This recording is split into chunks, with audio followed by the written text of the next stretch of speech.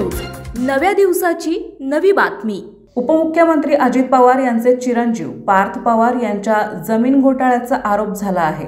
त्यामुळे पार्थ पवार यांच्या सोबतच अजित पवार यांच्या अडचणी देखील वाढल्या आहेत।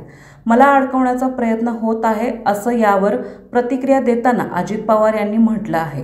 त्यावर आता राष्ट्रवादी अजित पवार गटाचे मंत्री माणिकराव कोकाटे यांची पहिली प्रतिक्रिया समोर आली। मला आणि सर्व राष्ट्रवादी पक्षाला विश्वास आहे की अजित पवार हे कधीच चुकीचं काम करणार नाहीत।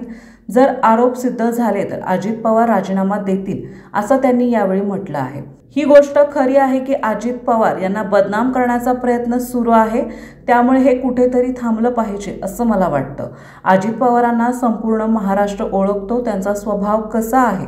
अजित पवार हे कधीच काही चुकीचं काम करणार नाहीत, त्यामुळे उगीचच मीडियाने हे सर्व प्रकरण लावून धरलं आहे। विरोधी पक्षाकडून अजित पवार यांना बदनाम करण्याचा प्रयत्न होत आहे। अशा प्रकारचं कुठलंही काम दादा करू शकत नाही, हा माझा आत्मविश्वास आहे।